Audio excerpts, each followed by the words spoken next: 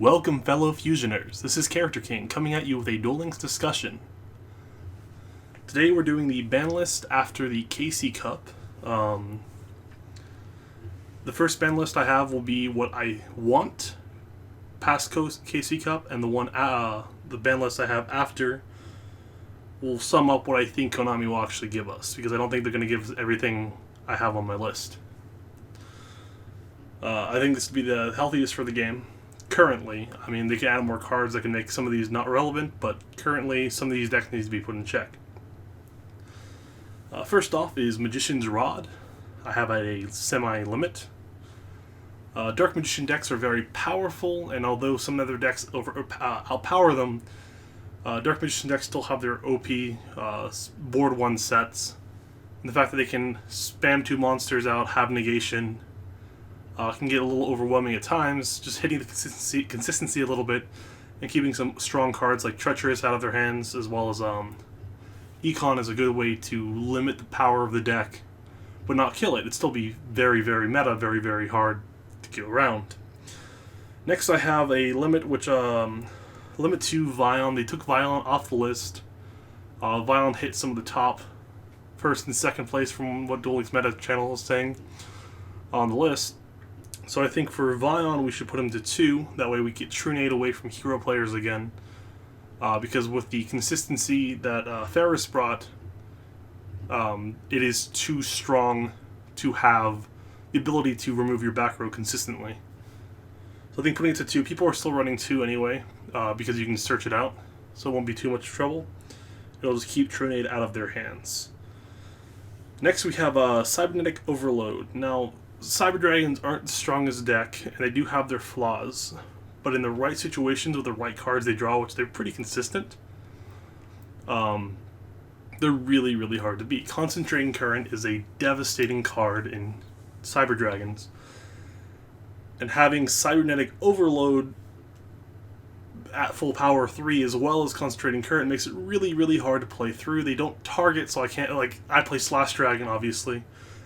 And I can't use negation to any avail.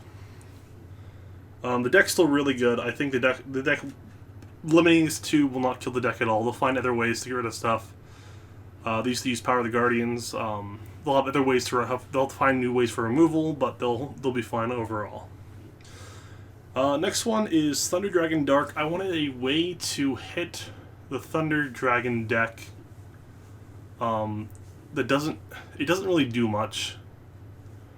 But they just need to hit this core essential enough that's not a box UR that will that they have to run Dark. You can't avoid running Dark. Having it being able to use its effect turn 1 when your opponent's going first is really, really devastating, because you can bring it back with Hawk or not Hawk. Yeah, it's Hawk. Bring it back with Hawk and then tribute it and use its effect.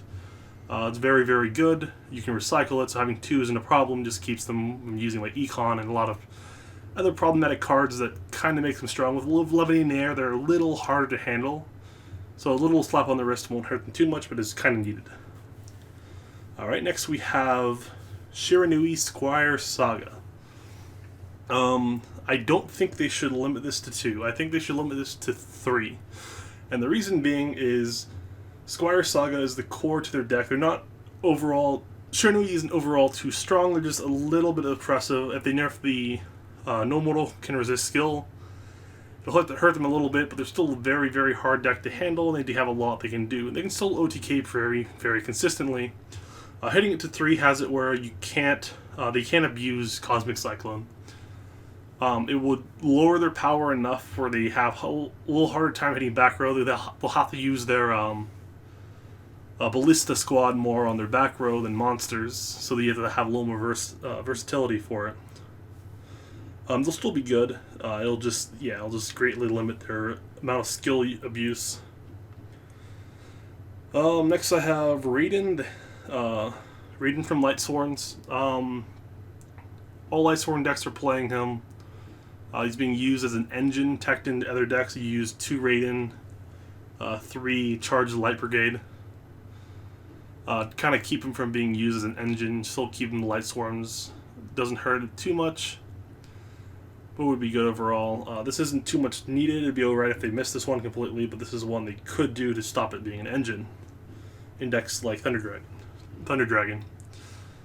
Alright, now for the last on the monster ban list is or monster spell and trap ban list, I have ALEISTER the INVOKER. Now, I love ALEISTER. I really, really love him. I love all the fusions for it. I don't mind them hitting it. But really, honestly, like, Invoker's still really good. They need to hit it. And how's the best way they can hit it? They already hit semi-limit 3, so basically they need to take Invoked and move it away from the Element Sabers. And hitting ALEISTER is the easiest way to do that, because you hit it to 3, they cannot run them together. If you hit something like the Fusion, they're able to do a little workaround, like maybe hit they hit Picker Trio, you have 2 Picker Trio, 1 of the field spell, and you can work around it a little bit. You use Destiny Draw, it doesn't matter, you can search your field spell. Lowers the consistency a little bit, but you can still do stuff. Alright, now for the skill list, I have No Mortal can resist, basic nerf, just basically have it where it's once per duel. Still a really good skill either way, but having to work around it all the time and having your opponent be like 400 life points and every turn you have to lose your graveyard is really hard to come back against. This one they may not hit, but Grit. Basically, I would say have the same requirements, but have it if you control no monsters. So have it where if they have monsters, they can still lose the duel, even with Grit. So if you summon 3 monsters and you attack over damage, for 3 monsters you can still lose.